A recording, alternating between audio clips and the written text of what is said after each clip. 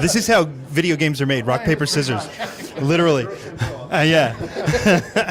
Hey, everybody, I'm Garrett Fuller with MMORPG, and I'm with Dave Georgeson, and we're at PAX East, and we can't talk about EverQuest anymore.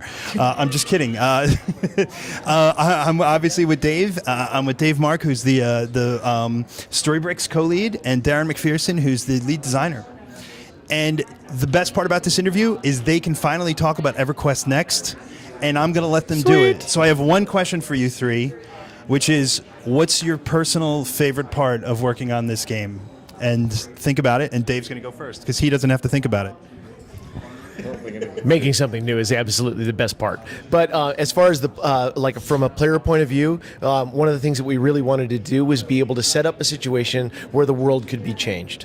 That's where everything snowballed from. That's what we originally started from. That's what the roots of D&D are, is that interactivity between a game master and the players. And the world is the game master this time. It knows what's going on. It knows what all the rules are. It knows what all the situations are that you might trigger. And then the players are exploring through that freely and triggering all those different events, and then the world is changed through their actions. And that kind of changeability, well, yeah, I mean, why wouldn't we want to build that? Well, being one of the AI people on the project through Storybricks, this is something that I've wanted to work on, a project with the scope where AI mattered, that not only could the AI affect you and the way you're experiencing the game, but then you could affect the AI and how it is experiencing its own world, and you, of course. And so the partnership with SOE was fantastic, because they wanted to have this sort of thing, like Dave's talking about, changing the world, not just physically, but also the content and the people in it. In the world. And so that partnership with Sony was fantastic, between Sony and Storybricks. And so something I've been wanting to do is have AI be meaningful, so that it isn't just the players living in a world, but the NPCs, the monsters, they are also living in the world and changing as the world changes along with it. And that is something that I've been wanting to do for quite some time. And so to have this happen in a very, very real way on this size and scope, and share that vision with the rest of the team is beyond words for me. It's, well, I guess I used a few words. Maybe a few words. So, yeah, I'm not quite sure there's much beyond words for Dave. No. He's pretty good. That's true. Go ahead, Darren. What about you? So it's hard to pick out one thing.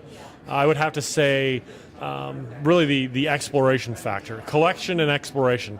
I think of walking outside of Kinos and seeing that over the rise. I walk over and there's a rent in the ground, and I look down, and it goes 3 tiers down, and I can see, is that a glimmer of lava down there? And so I begin to explore, and I meet some friends down there, and we carve into the walls, and we open up caverns, and there's a temple there, and the temple is filled with monsters, and the temple is filled with loot, and tomorrow, the next day, after an earthquake, those things will be moved. That won't be there anymore. I can go out and explore again and find something new, because this is procedurally generated. Even the structures and the NPCs inside are procedurally generated. So being able to go out and collect things and explore, I'm not an explorer in most games, because most of the time it's like, oh, cool, less fog of war, and here's 15 experience points. And that's not fun.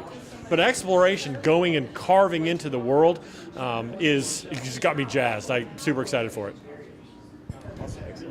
Guys, I cannot thank you enough for giving your quick thoughts on this. I know it's been a long day. Hopefully we'll get to talk more. But, I mean, honestly, these are the guys who are putting it together. EverQuest next, and we're at SOE Live. And you can finally talk about it. Yeah, and it's amazing. It's a weird feeling to finally be able to talk about it. I know, right? It's really strange. Yes. It's hard not to have diarrhea of the mouth. You just want to say everything. I know. Well, hopefully we'll get more time and talk more. Thanks again, guys. Thanks again. Keep tuning in. We'll have more from SOE Live this whole week.